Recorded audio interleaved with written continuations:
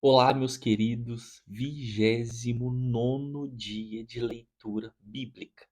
Estamos aqui no capítulo 11 do Evangelho de Marcos. Vamos dar continuidade, então, à nossa leitura.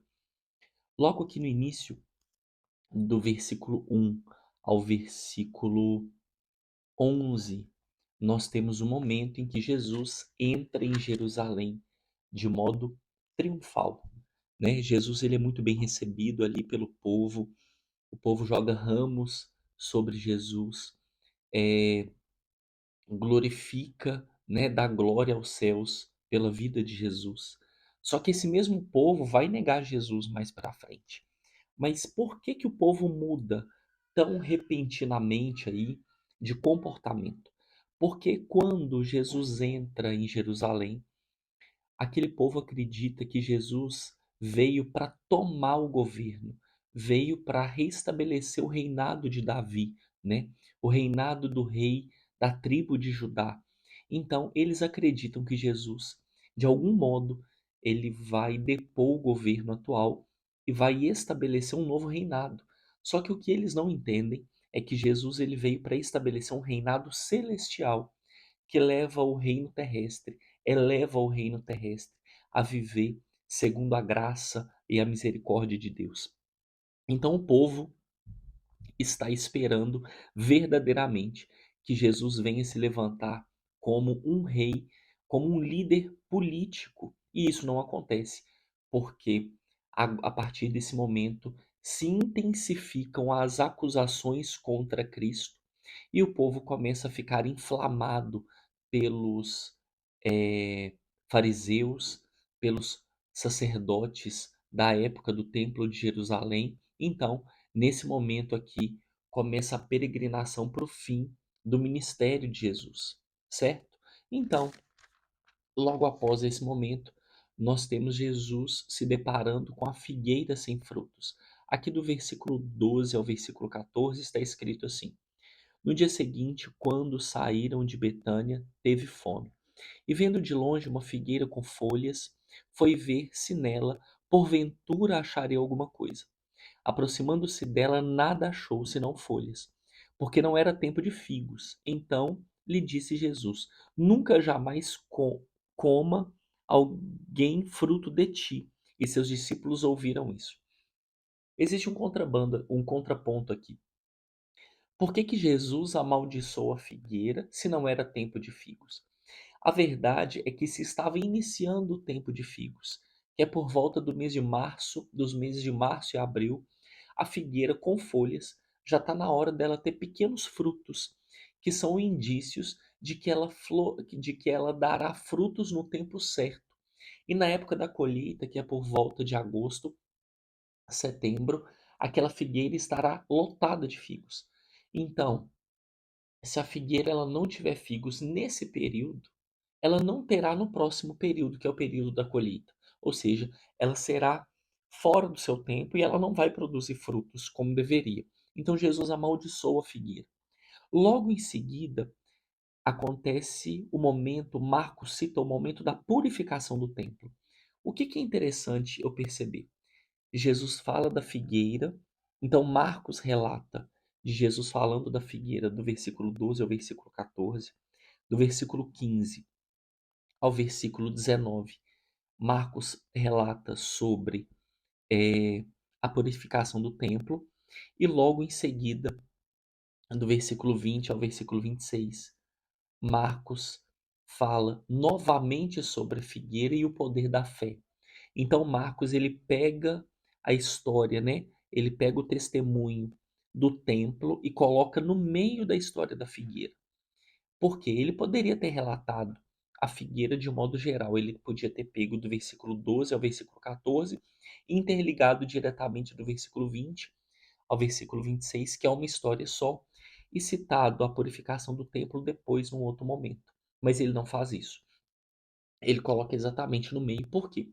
A história da figueira reflete exatamente o que tem acontecido no Templo de Jerusalém. O Templo de Jerusalém é a árvore com muitas folhas verdes que não está produzindo frutos nem tempo nem fora de tempo, assim como aquela figueira. Porque o que que acontece aqui no templo? O templo é um lugar com muitos sacerdotes, com muitos escribas, muitos fariseus, muitos rituais, muitas normas, muita religiosidade, só que não produz frutos. Qual que é a verdadeira intenção do templo? Levar as pessoas à adoração e aproximá-las de Jesus, aproximá-las de Deus. Só que isso não acontece no templo. O templo virou um lugar de comércio, um templo virou um lugar de prostituição do nome de Deus, porque o nome de Deus é vendido a troco de indulgências, a troco de animais para sacrifício, virou um lugar de fofoca, um antro daquilo que não é a vontade de Deus. Então, Jesus em seguida, ele mostra que a figueira é o templo. E o templo ele não serve de nada se ele não estiver cumprindo o seu principal propósito, né? E logo em seguida aqui, a gente pode ler no final, né? Do, do, da parte da purificação do templo, que é aqui versículo 18 e 19. E os principais sacerdotes e escribas ouviam essas coisas e procuravam um modo de lhe tirar a vida, pois o temiam, porque toda a multidão se maravilhava com sua doutrina. E vindo à tarde saíram da cidade. Ou seja, enquanto Jesus falava a respeito do templo, os escribas, fariseus e sacerdotes, eles estavam amedrontados com o que Jesus falava. Por quê? Jesus podia naquele momento gerar um motim contra o templo e mandar que o povo quebrasse tudo. Então, os sacerdotes tinham medo que isso acontecesse, mas Jesus não faz isso. Jesus não age dessa forma. É muito interessante ver que mesmo Jesus tendo todo o povo a seu favor, Jesus nunca inflamou o povo contra os sacerdotes, contra as autoridades da época. É muito importante ver isso porque o tempo todo a Bíblia fala, e o povo ficou maravilhado com seus ensinamentos. Os escribas fugiram, os escribas se calaram, os fariseus se calaram.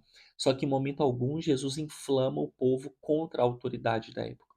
Jesus tenta mostrar para eles a verdade. Só que em momento algum Jesus inflama com uma justiça própria.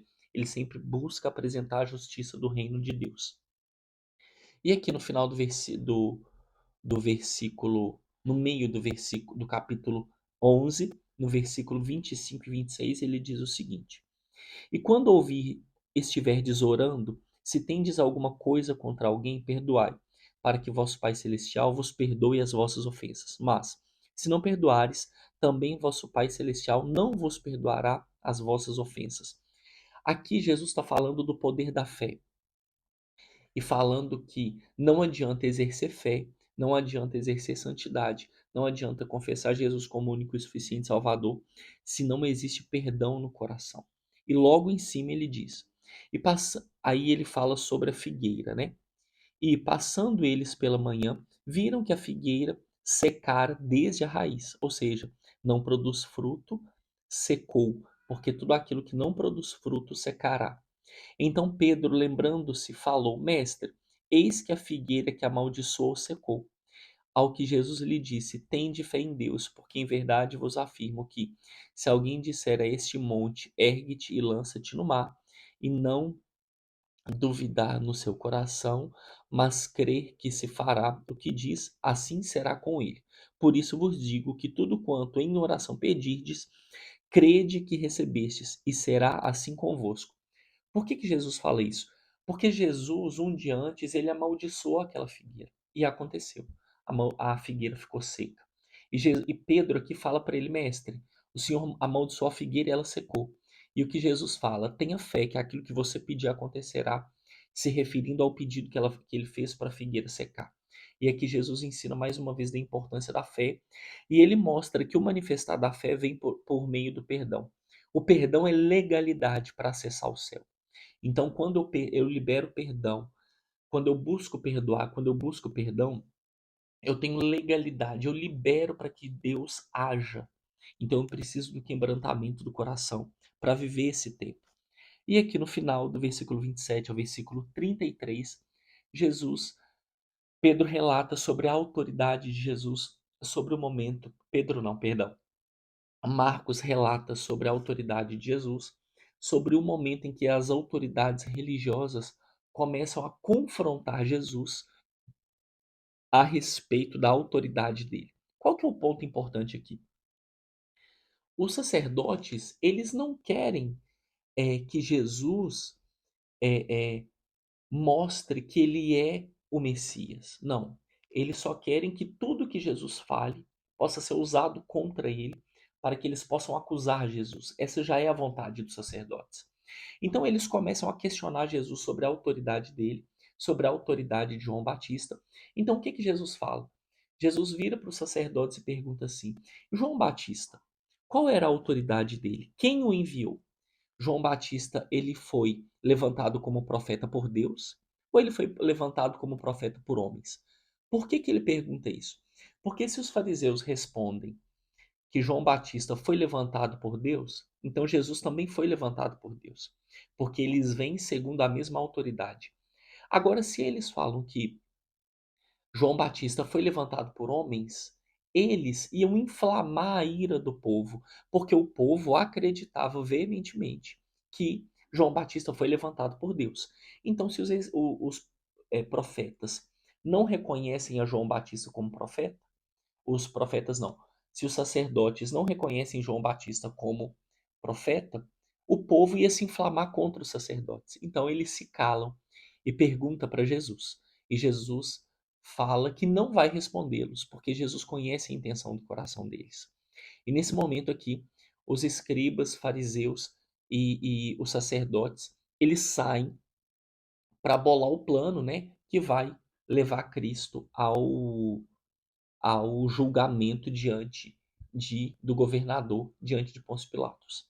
Então, ele encerra o capítulo 11 da seguinte forma: Se, porém, dissermos dos homens é de temer o povo, porque todos consideravam a João como profeta? Então é o que ele está falando. Toda a população considerava João como profeta e vocês não. É isso que vocês vão assumir? E os sacerdotes não têm coragem de assumir isso. Então responderam a Jesus: Não sabemos. E Jesus, por sua vez, lhe disse: Nem eu tampouco vos digo com que autoridade faço essas coisas. Por quê? Os, os sacerdotes falaram: não sei se João Batista é da parte de Deus ou da parte do homem. Como que eles não sabem se eles conhecem as Escrituras, se eles conhecem as profecias? Eles não queriam assumir a autoridade de João Batista mediante do povo, assim como não assumiam a autoridade de Jesus. E logo Jesus fala: já que vocês não querem assumir, eu também não vou falar, porque vocês sabem por quem eu fui enviado, mas o ego de vocês não permite que vocês aceitem. Bom, esse é o resumo aqui do capítulo 11. Eu espero que você tenha sido abençoado. Amanhã nós voltaremos no capítulo 12 e daremos continuidade à leitura de Marcos, que já está praticamente no final. Agora faltam apenas os capítulos 12, 13, 14, 15 e o capítulo 16. E logo entraremos no Evangelho de Lucas. Deus abençoe. Tchau, tchau.